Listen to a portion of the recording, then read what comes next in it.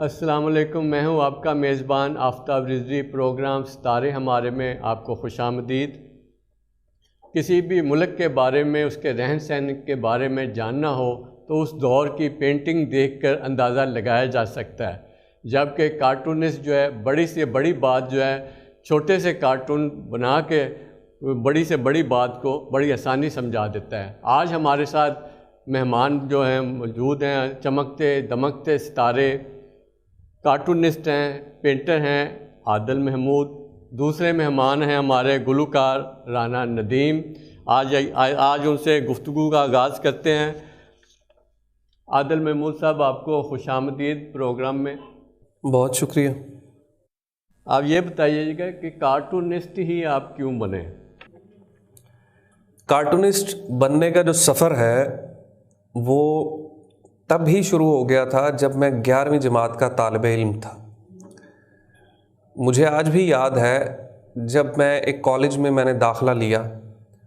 वो कॉलेज शहर का महंगा कॉलेज था और उस कॉलेज में दाखिला लेने के लिए जिस तरह मैंने अपनी फ़ैमिली को मनाया और जिस तगो-दौ से और जिस कर्ब से गुज़रते हुए मैंने अपनी वालिदा और वालिद को मना के उसके लिए फ़ीस और दाखिला वगैरह इकट्ठा करके जमा करवाया, और फिर मैं वहाँ उमरा और दीगर शहर के बड़े लोगों के बच्चे उस कॉलेज में पढ़ते थे, वहाँ पे मैं चला गया, दाखिला मेरा हो गया।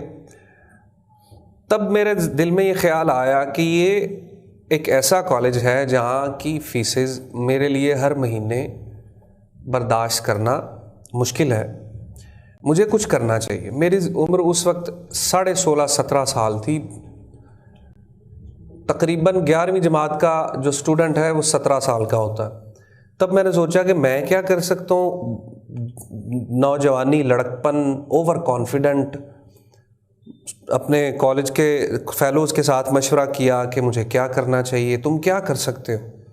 मैं यार ड्राइंग बड़ी अच्छी करता हूँ। हाँ आदिल, तुम्हें ड्राइंग करनी चाहिए। ड्राइंग कैसे करूँ? मुझे कार्टून्स बनाने का बड़ा शौक़ है। हम आज तुम मेरे सामने बैठो, मैं तुम्हारा कार्टून बनाता हूँ। पेपर, किताब पे, कॉपी पे, हर जगह कार्टून्स बनाना मुझे बहुत ज़्यादा असर था अखबारात में शाया हुए कार्टून्स का। मैं उसी शहर में रहता था। हमारे घर में मेरी वालिदा और वालिद अखबार बीनने के शौकीन थे और रोज़ाना घर में अखबार आनी और उन्हें सुबह सुबह उठ के पढ़ना, और मैं भाग के अखबार पकड़ के देख के कार्टून्स को ढूंढ के उस सारे दिन की जो लुब्बे लुबाब है ख़बरों का वो कार्टून में देख लेना मुझे बड़ा अच्छा लगता था।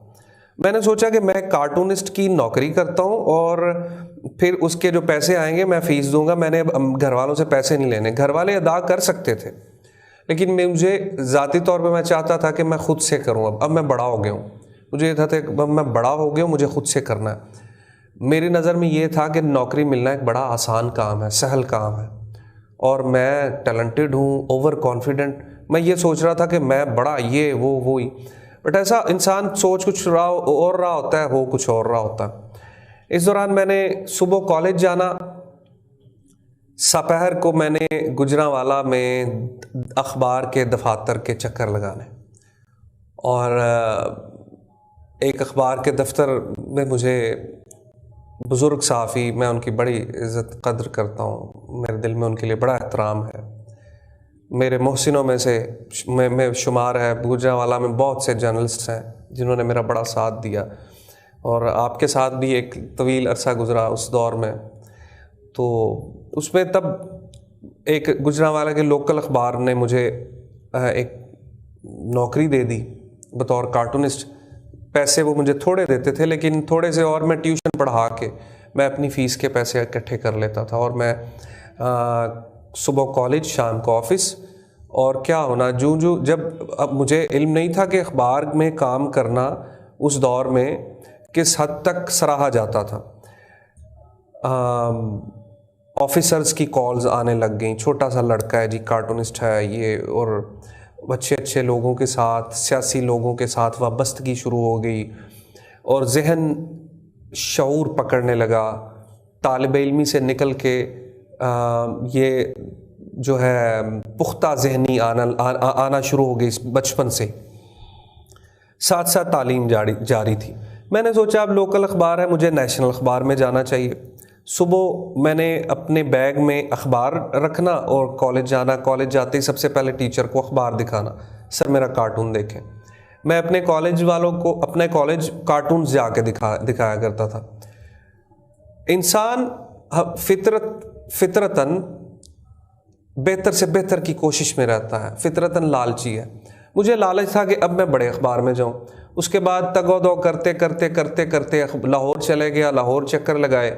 एक वक्त आया कि सब पहले रोज़नामा जंग में यंग तरंग एक पेज होता था, वहाँ की इंचार्ज थी सादिया कुरैशी साहिबा। उन्होंने मुझे बतौर कार्टूनिस्ट वहाँ पे रख लिया। मैं बच्चों के लिए कार्टून्स बनाया करता था, वो भी मुझे अच्छे पैसे देते थे। उसके बाद फिर जंग के बाद मैंने सोचा कि मैं बच्चों के लिए कार्टून बनाऊंगा। मैं 20 साल का हूँ, मैं बड़ा हूँ, मुझे बड़े कार्टून बनाने हैं। मुझे जावेद इकबाल और शौकत जावेद और दीकर मैक्सिम और फीका उन जैसा कार्टूनिस्ट बनना है। मैंने नवाए वक्त में चक्कर लगाने शुरू कर दिए। इरशाद आरिफ साहब अल्लाह उन्हें ज़िंदगी सेहत दे, वो उन्होंने 2-4 दफ़ा मैं उनसे मिला हूँ, तो फिर उन्होंने मुझे बतौर कार्टूनिस्ट वहाँ पे रख लिया। तो ये मेरा मुख्तसर सा सफ़र था नवाए वक्त में। इस दौरान मैं APNS में बेहतरीन कार्टूनिस्ट के लिए नामज़द भी हुआ 2011 में। तो ये सफ़र यहाँ से शुरू हुआ और अभी तक जारी है। बिल्कुल ठीक कहा। ये बताइए कि किसी भी माशरे में आर्ट का क्या किरदार या अहमियत है? आर्ट किसी भी मुआशरे की भरपूर नुमाइंदगी करती है। आर्ट बिल्कुल मुतज़ाद है दहशत के। आर्ट आप अमन का अलंबरदार होता है। आर्ट के मुतलाशी नौजवान बिरा रवी से दूर रहते हैं। जिस मुआशरे में ज़्यादा आर्ट होता है वहाँ पे ज़्यादा अमन होता है, क्योंकि आर्ट आपको विजुअली अट्रैक्ट करता है। तो जिस मुआशरे में आर्ट की कमी होगी वहाँ पे एंटी सोशल एक्टिविटीज़ ज़्यादा होती हैं। जी बिल्कुल ठीक है। अभी वक्फे का वक्त हुआ जाता है, दोबारा हाजिर होते हैं। नाज़रीन हमारे साथ रहिएगा।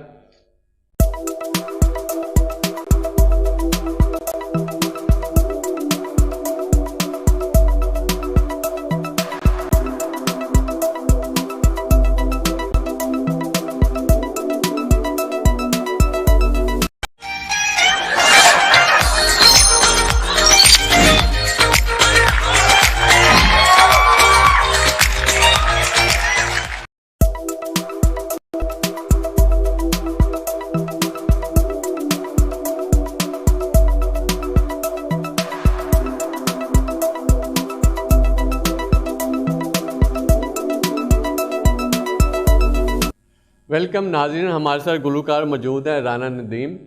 उनको खुशामदीद करते हैं अपने प्रोग्राम में। राना नदीम साहब ये बताइएगा कि गुलकारी की तरफ कैसे आए?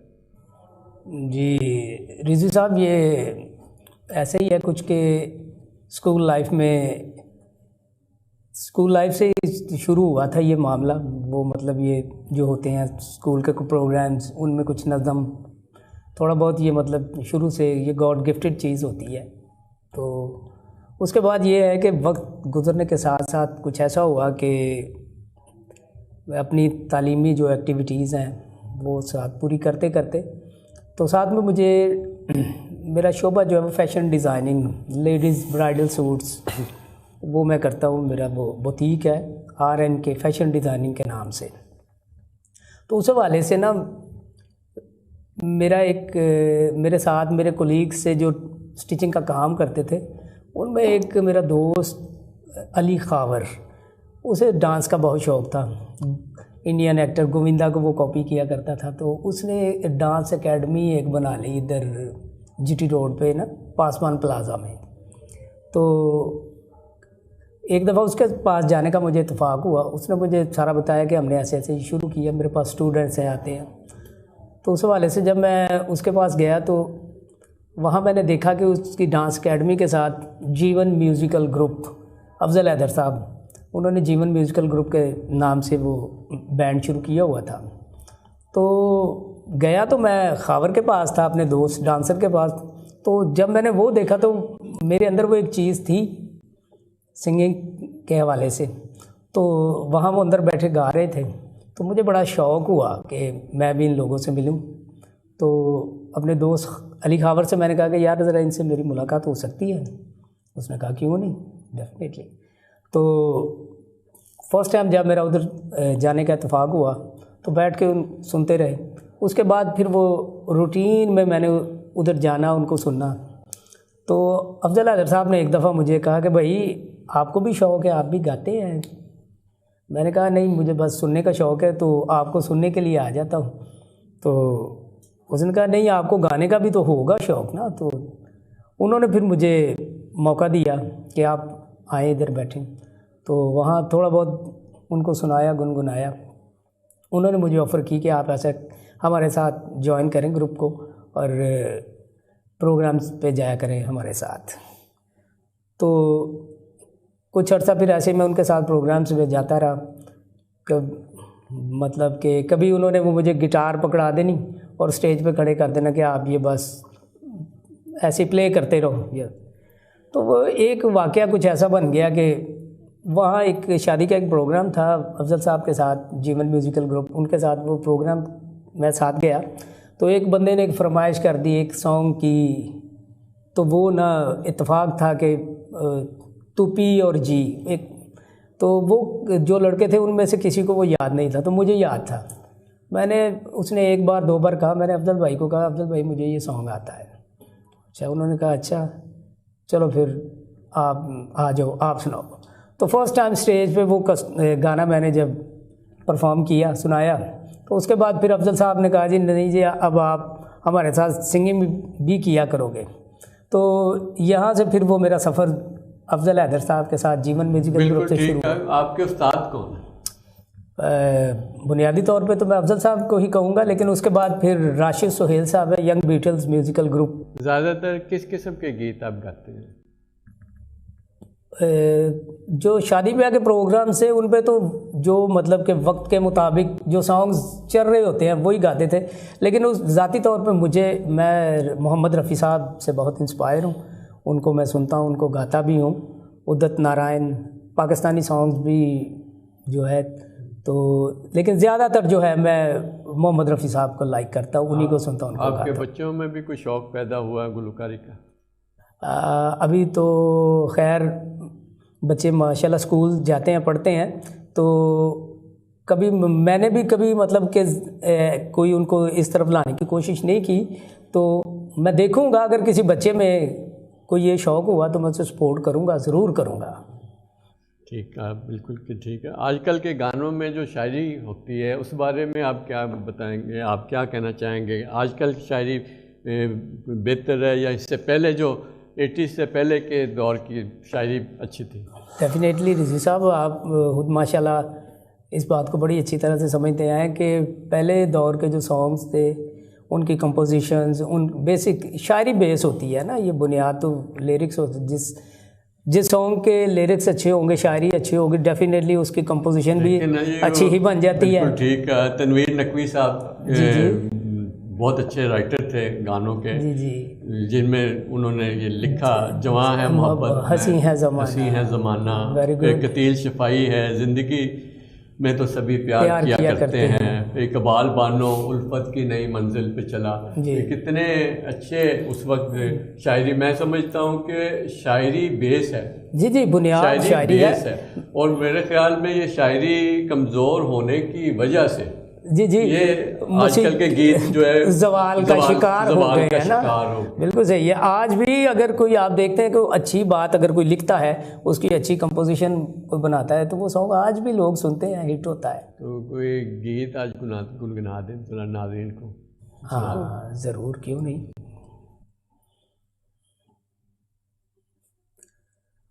भूल सकता नहीं दिल मेरा मोहब्बत तेरी, आज मैं जो कुछ भी हूँ ये है इनायत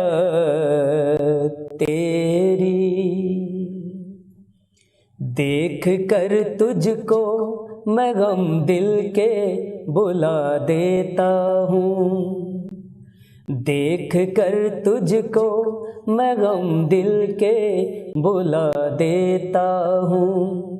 रात दिन तुझको मैं जीने की दुआ देता हूँ, देख कर तुझको मैं गम दिल के बुला देता हूँ।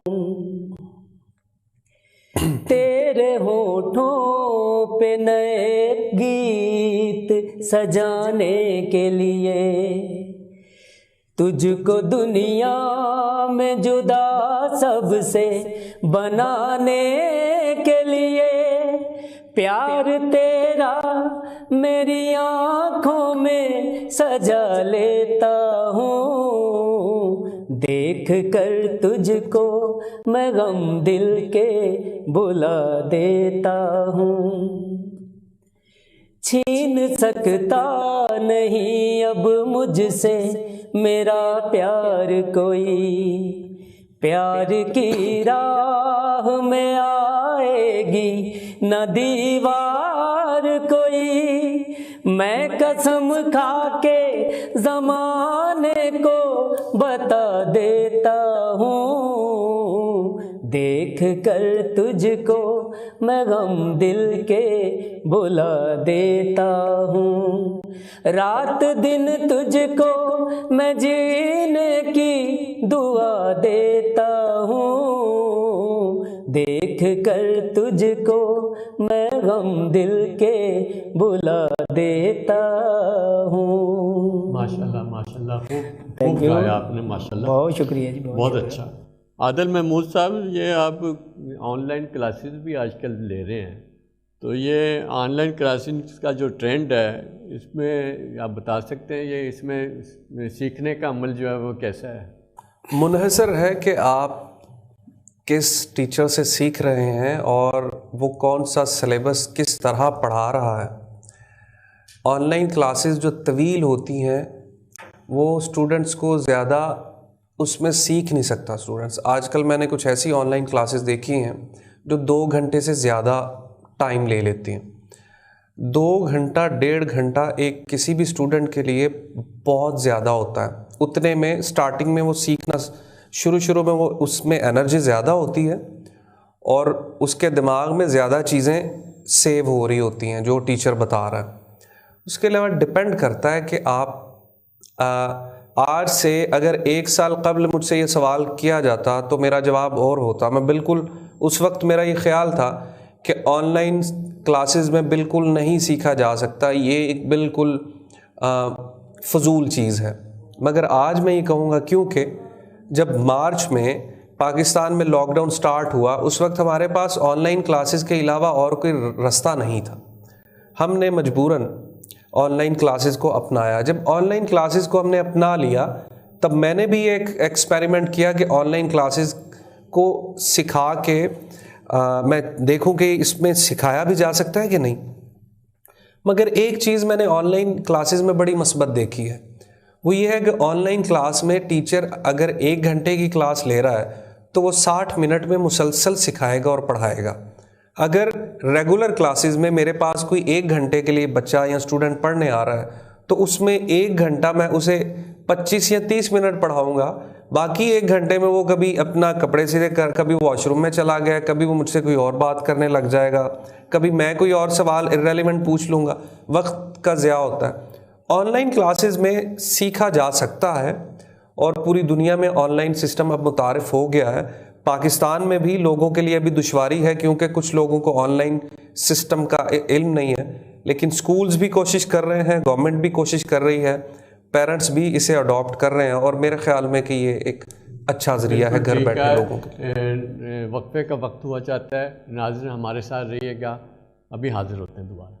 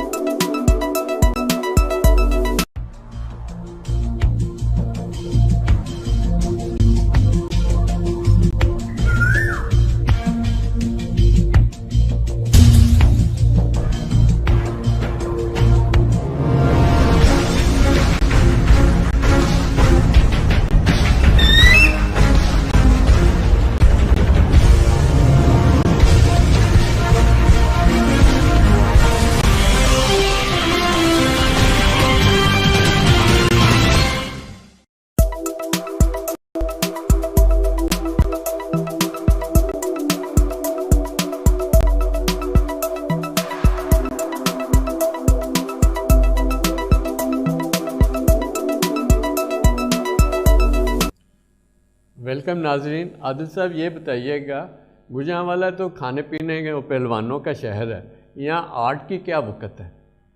बहुत से लोगों ने मुझसे ये कहा कि गुजरांवाला में आप आर्टिस्ट हैं और गुजरांवाला में आर्टिस्ट ये कुछ जच नहीं रहा, क्योंकि आपको लाहौर चले जाना चाहिए, आपको इस्लामाबाद चले जाना चाहिए, गुजरांवाला में तो आर्ट नहीं है। तो मैंने उन्हें कहा कि भाई जहाँ आर्ट नहीं है वहाँ पे ही तो आर्ट होना चाहिए। अब लाहौर में बहुत बड़ा कॉलेज है, पाकिस्तान के बड़े कॉलेजेस में से एक है जो आर्ट का कॉलेज है। इस्लामाबाद में बहुत बड़े कॉलेजेस हैं जो आर्ट सिखा रहे हैं, वहाँ पे बड़े नामी आर्टिस्ट मौजूद हैं ऑलरेडी। गुजरांवाला आर्ट से बिल्कुल भी खाली है। तो अगर मैं भी गुजरांवाला में पैदा हो के, गुजरांवाला का खा के, गुजरांवाला के लोगों में रह के, गुजरांवाला में पढ़ के, गुजरांवाला को छोड़ के उन जगहों पे जाके आर्ट करूं या आर्ट को पढ़ाऊं या आर्टिस्ट बनूं जहाँ पे ऑलरेडी इतना आर्ट है, तो मेरे लिए मुझे ज़ाती तौर पे अच्छा नहीं लगेगा। दूसरी चीज़ ये है कि इस चीज़ को चैलेंज समझना चाहिए कि यहाँ पे नहीं है, यहाँ पे लोग खाने पीने के शौकीन हैं, तो खाने पीने के शौकीन जिस्मानी तौर पे सेहतमंद होते हैं, और वो आपका जिस्म अगर सलामत है, सेहतमंद है, तो अकल भी सलामत होगी। बड़े आकिल लोग हैं यहाँ के, तो आर्ट को समझने वाले लोग हैं यहाँ पे, मैंने ऑब्जर्व किया है। और इंशाल्लाह आप आज 1-2 साल बाद देखेंगे कि गुजरांवाला में आर्ट की मार्केट है। ये बिल्कुल ठीक कहा आपने। राना नवीद साहब ये बताइएगा कि क्लासिकल मौसीकी का क्या रोल है? क्लासिकल मौसीकी जो है, मौसीकी में वो भी बुनियाद है।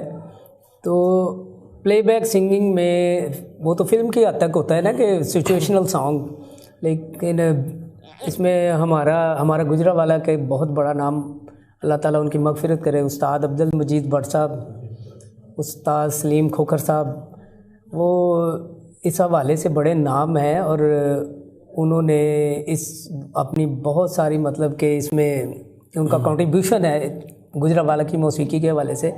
और आर्ट के हवाले से अभी भाई बात कर रहे थे कि गुजरांवाला में आर्ट नहीं है, तो मैं कितने नाम गिनवाऊँ, ये मेरे सामने पेज पड़ा है, मेरा ख्याल है कि ये ख़त्म हो जाए तो गुजरांवाला के जो आर्ट है वो ख़त्म नहीं होगा।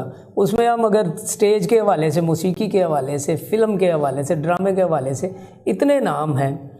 सोहेल अहमद साहब हैं, मस्ताना साहब हैं, बब्बू बराल साहब हैं कि वो स्टेज पे वो सारे गुजरांवाला से, ठीक है। और एक वक्त है कि सलीम खोखर साहब, अभी मैं नाम लिया तो इधर से वो बब्बू बराल साहब इधर बैठा करते थे, बहुत पुरानी बात है, उनसे मुलाकात हुई है हमारी इधर, वो भी फौत हो गए, अल्लाह उनका जन्नत उन्हें नसीब करे। मस्ताना साहब। तो क्लासिक मौसीकी बड़ा मुश्किल काम है, लेकिन मुश्किल काम नामुमकिन नहीं होता। आप मतलब कि अगर करते हो, उसमें मेहनत करते हो, उसमें टाइम देते हो, वक्त देते हो, ठीक कह रहे हैं। क्लासिकल मौसीकी बड़ा मुश्किल काम है, लेकिन बुनियाद तो यही है। मैं समझता हूँ कि अगर क्लासिकल मौसीकी सीखने के बाद गुलकार जो है इस तरफ आए, गुलकारी की तरफ जी बाकायदा, तो मेरे ख्याल में उसमें निखार पैदा हो। जी, आजकल ट्रेंड बन गया हुआ है कि म्यूज़िक के रोके म्यूज़िक ट्रैक पे गाने का, तो वो तो फाइनल मरहला होता है ना कि जब आप एक काम सीख के हारमोनियम पे, तबले पे गा के आप लाइव परफॉर्मेंस देने के बाद जब आप कोई अपनी ज़ाती क्रिएशन, कोई अपनी ज़ाती आप कोई चीज़ बनाते हो, तो उसके लिए पहले म्यूज़िक बनाया जाता है। म्यूज़िक मुख्तलिफ ट्रैक्स में बना के फिर उसमें आप अपना वोकल मिक्स करते हैं, तो वो फाइनल जो मरहला है वो शुरू हो गया हुआ है। लेकिन अब मुझे जो नज़र आ रहा है कि फिर वक्त के साथ साथ ट्रेंड जो है वो लाइव म्यूज़िक का ही आ रहा है। म्यूज़िक तकरीबन 8-10 साल के रोके म्यूज़िक बहुत ज़्यादा हुआ है, लेकिन अब फिर जो है ट्रेंड वही बन रहा है लाइव म्यूज़िक का। आदिल साहब ये बताइएगा, कोई ऐसा कार्टून बनाया हो जो बहुत ही डिस्कस हुआ हो? जी, पहले मैं भाईजान ने अभी एक बात की वो क्लियर कर लूँ। देखिए, मैं स्पेसिफिक पेंटिंग्स की बात कर रहा था। अगर हम आर्ट की दिगर कैटेगरीज की तरफ जाएं, उसमें गुजरांवाला किसी से कम नहीं है, बल्कि गुजरांवाला सरफहरिस्त है। और स्पेसिफिक मुझे अजीब तब लगता है जब लोग कहते हैं लाहौर टुर जा, इस्लामाबाद टुर जा। क्या गुजरांवाला इस काबिल नहीं कि यहाँ पे काम किया जाए? और मेरे ख्याल में गुजरांवाला में एक वक्त आएगा कि वहाँ से लोग यहाँ आएंगे। हमें गुजरांवाला में रह के अगर हम गुजरांवाला से दगा करके वहाँ भाग जाएं, हमें चाहिए कि गुजरांवाला की ज़रखेज़ ज़मीन की आबियारी करें। यहाँ पे आर्ट बहुत है, हमें उसकी आबियारी करनी है। अब जो कोई आर्टिस्ट बन रहा है या आर्टिस्ट निकलता है, गुजरांवाला में अगर पेंटिंग्स की भी बात करें तो बड़े बड़े नाम हैं, लेकिन हम लोग उन्हें अप्रिशिएट नहीं करते, उनको तहसीन दाद नहीं उस लेवल की दे रहे। और इसमें मैं समझता हूँ कि आर्टिस्ट का अपना कसूर भी है। अब हम हर चीज़ गवर्नमेंट पे डाल दें कि गवर्नमेंट ये नहीं कर रही, गवर्नमेंट वो नहीं कर रही, गवर्नमेंट ये हमें मौका नहीं दे रही। जो बंदा ये मौके की तलाश में रहता है और उसे सारी ज़िंदगी मौका नहीं मिलता, ये खुद बनाना पड़ता है। दूसरा, आपके सवाल की तरफ मैं आता हूँ। बेशुमार कार्टून्स डिस्कस हुए, और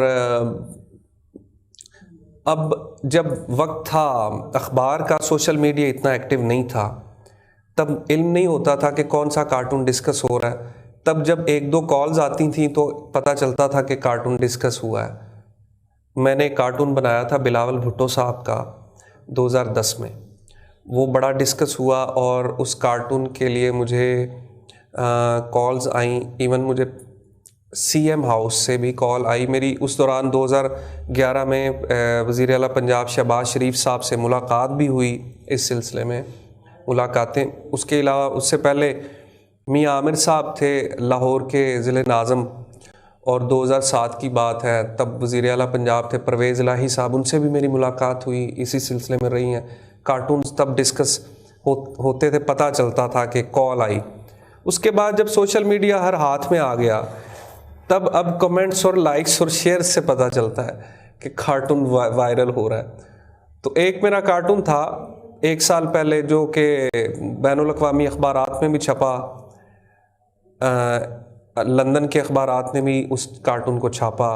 अब भी मेरे रिसेंटली लंदन के न्यूज़पेपर में कार्टून छप रहे हैं। तो कार्टून डिस्कस होते रहते हैं जी। बिल्कुल ठीक कहा आपने। ये बताइए कि बैनुल-अक़वामी सहाफ़त में कार्टून की क्या हैसियत है? बैनुल-अक़वामी सहाफ़त कार्टून को बहुत ज़्यादा सराहती है।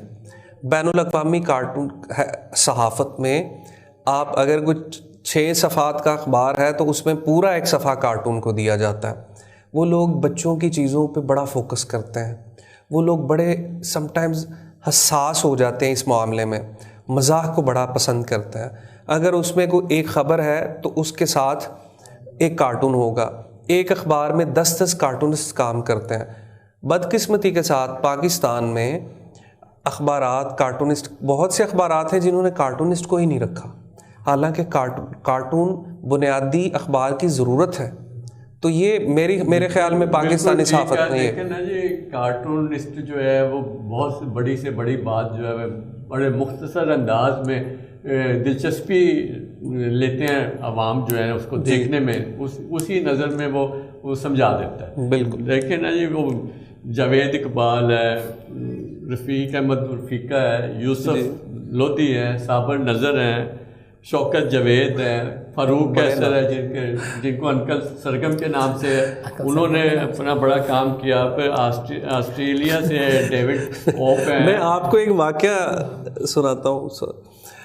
साबिर नज़र साहब बहुत अच्छे कार्टूनिस्ट हैं, मेरे फेवरेट कार्टूनिस्ट में से। मैं एक वाक़या सुनाता हूँ आपको, छोटा सा, अचानक ज़हन में आया, कोई मैंने सोचा नहीं। अभी मैं जावेद इकबाल साहब के कार्टून्स देखता था तो शुरू बचपन से।